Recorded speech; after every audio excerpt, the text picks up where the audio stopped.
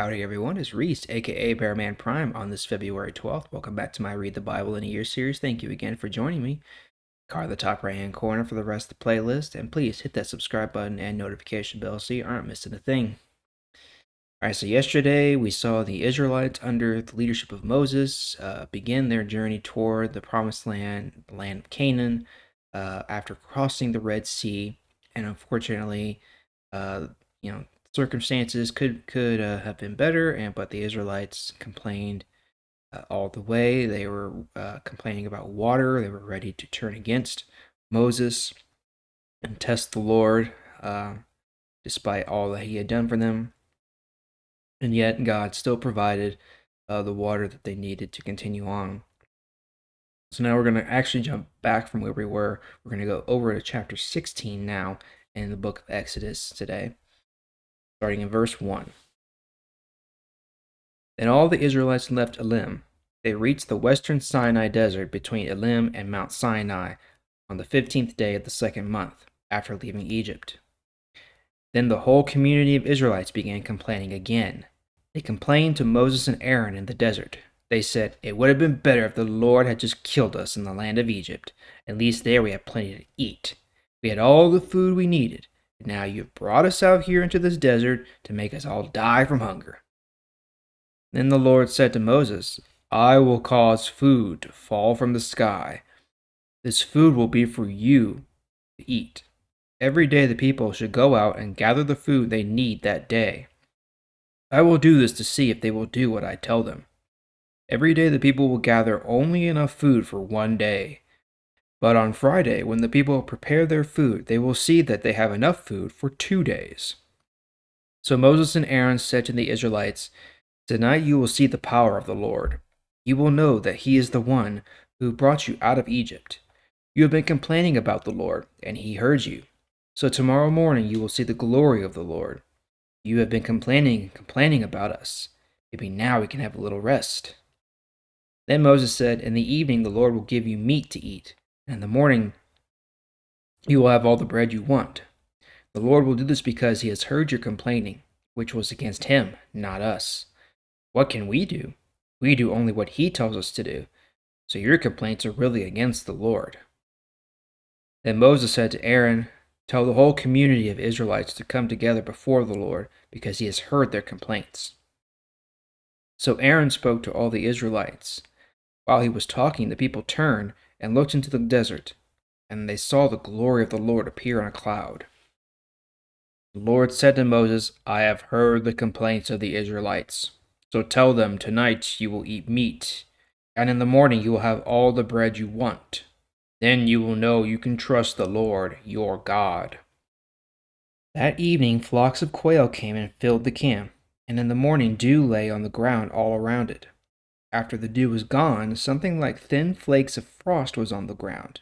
When the Israelites saw it, they asked each other, "What is that?" because they did not know what it was. So Moses told them, "This is the food the Lord is giving you to eat. The Lord says, each of you should gather what you need, a basket of manna for everyone in your family." So that is what the Israelites did. Some people gathered a large amount, some people gathered a little. But when they measured what they had gathered, there was no shortage, and there was none left over. Everyone gathered just what they needed. Moses told them, "Don't save that food to eat the next day." But some of the people did not obey Moses. They saved their food for the next day. But worms got into the food, and it began to stink. Moses was angry with the people who did this. Every morning the people gathered as much food as they could eat, but by noon the food melted and was gone. Verse 22. On Friday the people gathered twice as much food, 2 baskets for every person. So all the leaders of the people came and told this to Moses. Moses told them, "This is what the Lord said would happen. It happened because tomorrow is the Sabbath, a special day of rest to honor the Lord. You can cook all the food you need to cook for today, but save the rest of this food for tomorrow morning." So the people saved the rest of the food for the next day as Moses had commanded, and none of the food spoiled or had worms in it. On Saturday, Moses told the people, "Today is the Sabbath, the special day of rest to honor the Lord. So none of you should be out in the fields. Eat the food you gathered yesterday.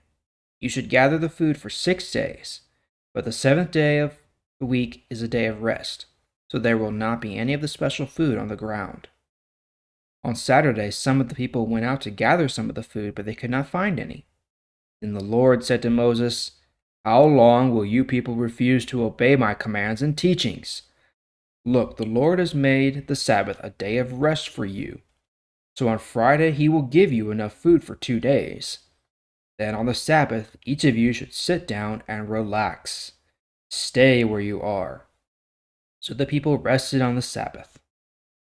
People called the special food manna. It was like small white coriander seeds and tasted like thin cakes made with honey.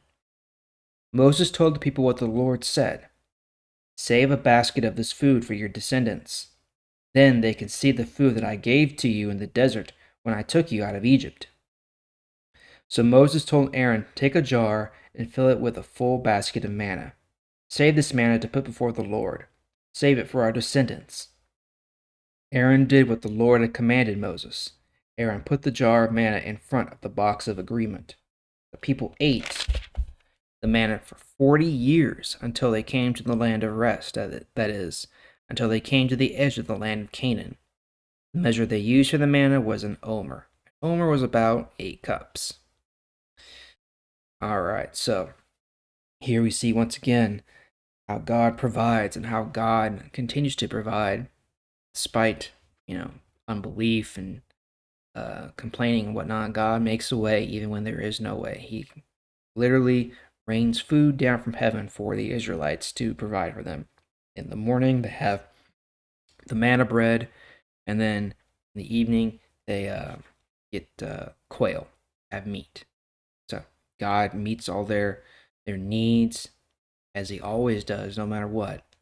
And He also provided the Sabbath day, one day of rest a week. Here in this translation, in this version, they use Saturday. Didn't necessarily have to be Saturday. We typically use Sunday as our day of rest. Go to church, and then we just kind of, do whatever. Don't do a whole lot of work. That's why a lot of businesses are closed on Sunday as well, because they use that as their Sabbath day. But regardless, there should be a day of rest for everyone so that we can honor the Lord and thank Him for all that He's done for us. Anyway, that's all for today. We'll pick it up there tomorrow. Thank you again for joining me. I sure do appreciate it. See you tomorrow. Bye.